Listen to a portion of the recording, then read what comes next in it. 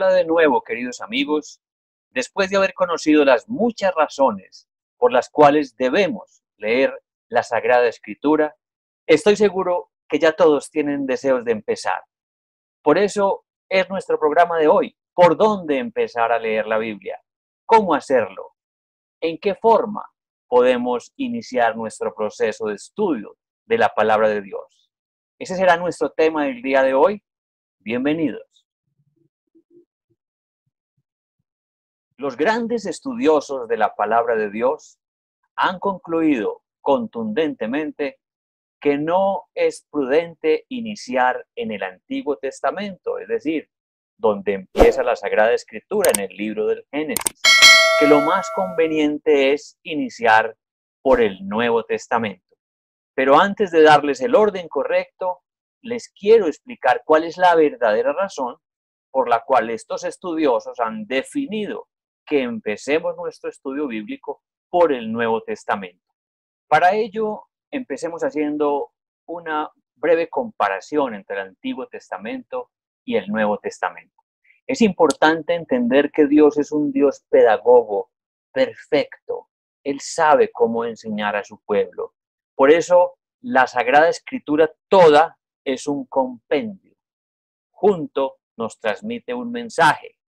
No puedo decir que el Antiguo Testamento es una cosa y el Nuevo es otra. El Antiguo me lleva al Nuevo. Por eso en la Biblia la revelación de Dios es progresiva. Todo se perfecciona en la persona de Jesús.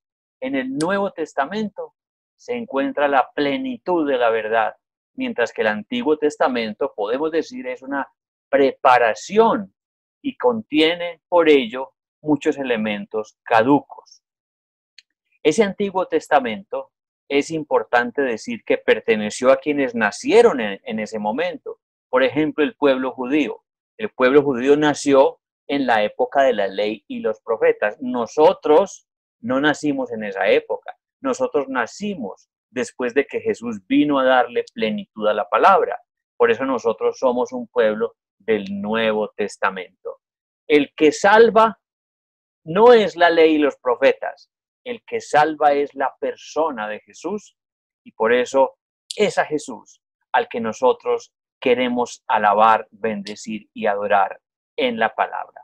Por eso podemos decir que el Antiguo Testamento es una forma de religión provisoria para educar la conciencia del pueblo de Dios hasta llegar a la persona de Cristo. Veamos algunos ejemplos. Recuerdan ustedes claramente la ley del talión, capítulo 24, versículos 17 al 22, que decía, si alguno causa una lesión a su prójimo, como él hizo, así se le hará, fractura por fractura, ojo por ojo, diente por diente, se le hará la misma lesión que él haya causado a otro. Miren ustedes ahora cómo Jesús en su plenitud viene y perfecciona esa ley. La respuesta está en Mateo 5, 38. Escuchemos bien. El mismo Jesús hace referencia al Antiguo Testamento cuando dice, ¿habéis oído lo que se dijo? Ojo por ojo, diente por diente. Pero yo les digo, no resistan el mal. Si alguien te lastima la mejilla derecha, ofrécele la otra también. Y complementa en el versículo 43.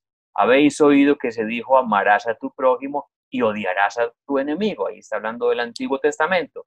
Pero él dice, pero yo os digo, amad a vuestros enemigos y orad por los que os persiguen. Y ahora veamos otro ejemplo de estas comparaciones entre el Antiguo y el Nuevo. Los fariseos llegan donde Jesús para tratar de probarlo sobre el tema del divorcio. Y lo encontramos en el Evangelio de Mateo, capítulo 19, versículo 3. Qué bonito que escuchemos estos textos bíblicos tan hermosos. No solo nos dan un ejemplo de comparación en el Antiguo y el Nuevo, sino que nos dejan una enseñanza maravillosa sobre el matrimonio. Y se le acercaron unos fariseos que para ponerle a prueba le dijeron, ¿puede uno repudiar a su mujer por un motivo cualquiera? Y Jesús, ya en el Evangelio de Mateo 19, versículos 4 al 9, Jesús respondió, ¿no habéis leído que el Creador desde el comienzo los hizo varón y hembra? ¿Y qué dijo? Por eso dejará el hombre a su padre y a su madre, y se unirá a su mujer, y los dos se harán una sola carne, de manera que ya no son dos, sino una sola carne. Pues bien, lo que Dios unió, no lo separe el hombre.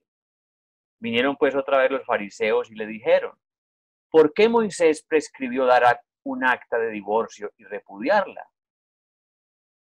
Hago un paréntesis y quiero ponerlos en contexto. En el Antiguo Testamento, Moisés había dado un texto en el que se podía dar el divorcio mediante un acta. Entonces, por eso están preguntando eso. Y Jesús allí responde: Moisés, teniendo en cuenta la dureza de vuestro corazón, os permitió repudiar a vuestras mujeres, pero al principio no fue así. Ahora bien, os digo que quien repudia a su mujer, no por fornicación, y se case con otra, comete adulterio.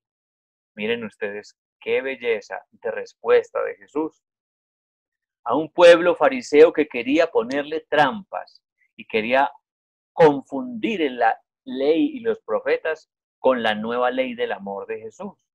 Y él no se deja confundir, aclara que todo ese mensaje, como lo estamos diciendo, es evolutivo.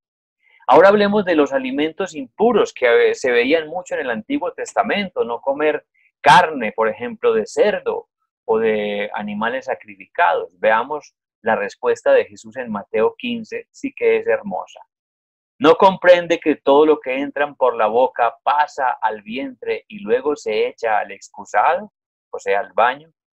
En cambio, lo que sale de la boca viene de dentro del corazón, y eso es lo que contamina al hombre, porque es del corazón de donde vienen los malos pensamientos, asesinatos, adulterios, impurezas, robos, falsos testimonios, calumnias. Eso es lo que mancha al hombre. Sin embargo, comer sin lavarse las manos no mancha al hombre. Qué claridad la de Jesús. No es lo que entra por la boca lo que daña al hombre, sino lo que sale de ella, el daño que hacemos con nuestras palabras, con nuestra lengua. Entonces, concluyamos. Primero, es importante que esta explicación que estoy dando no se lleve a malentendidos. No vayan a pensar que estoy diciendo que los católicos rechazamos el Antiguo Testamento. No.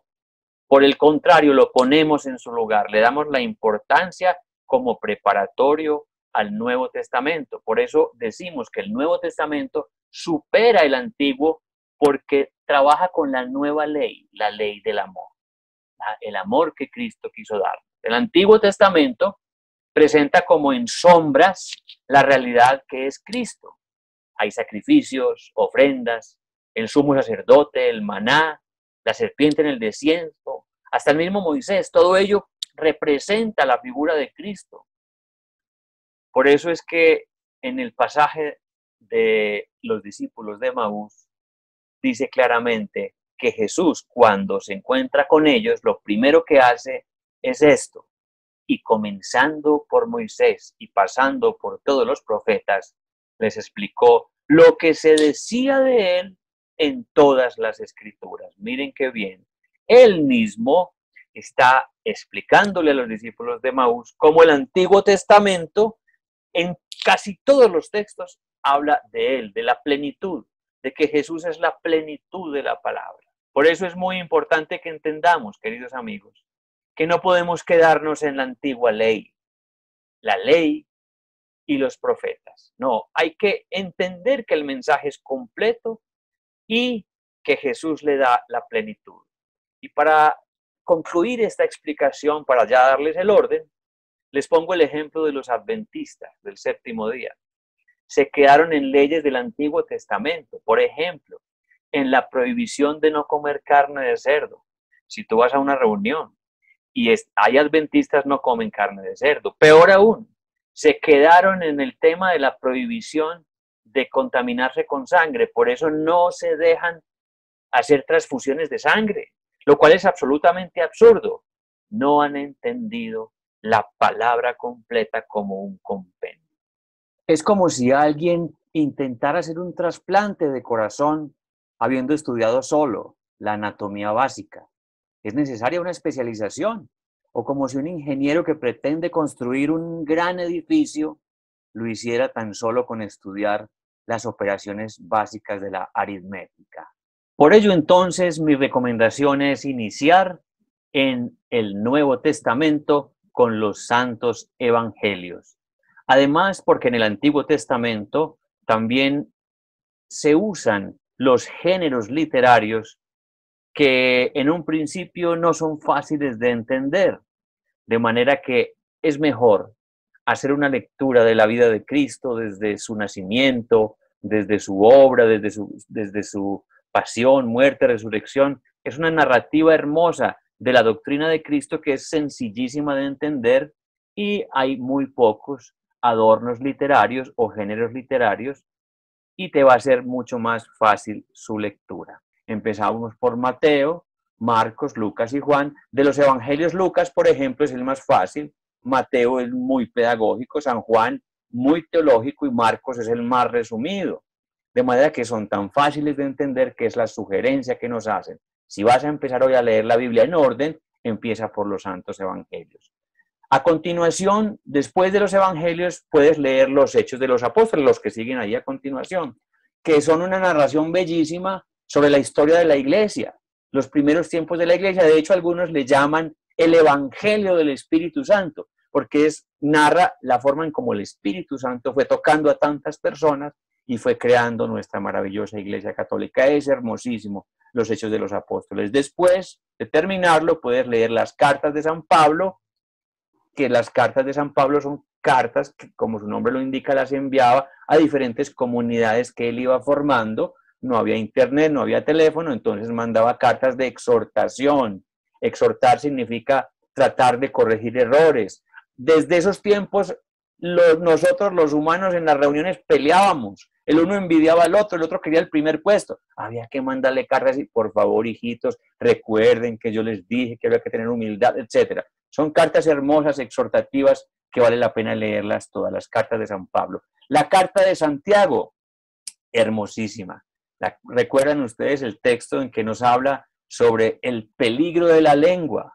Que siendo un músculo tan pequeñito, es capaz de hacer incendiar algo tan grande como un bosque.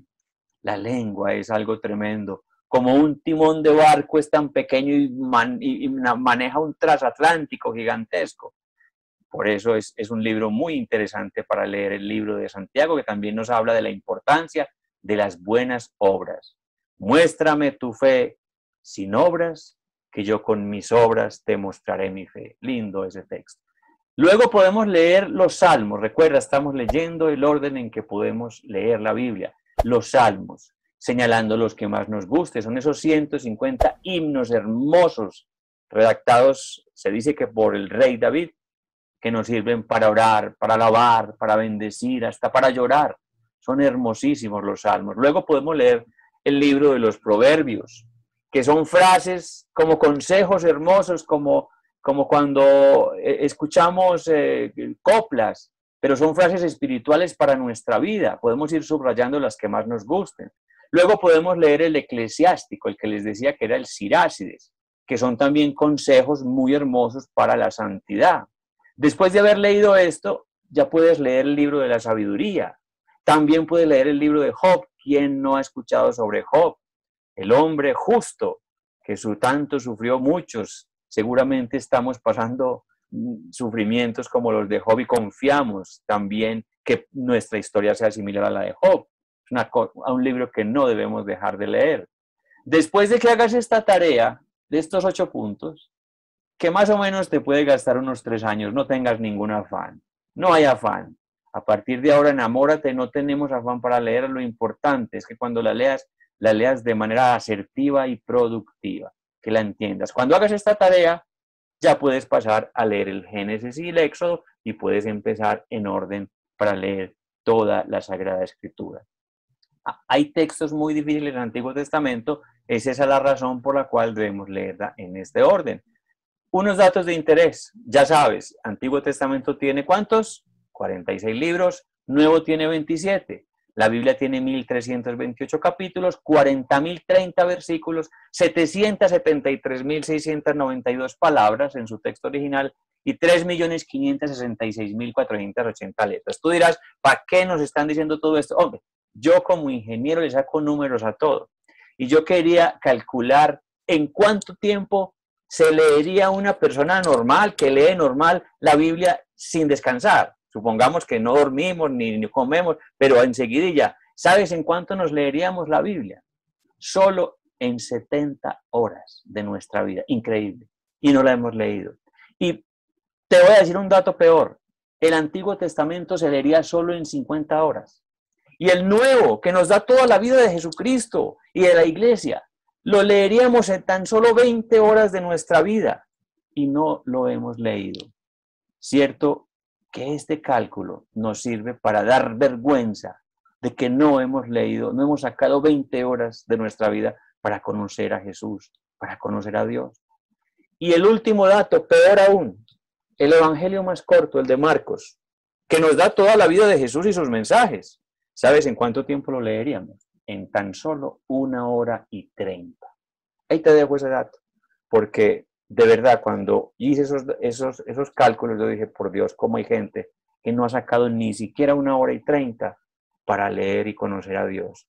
Pero si sacas cientos de horas para chatear, escribir en Instagram, en Facebook, etc.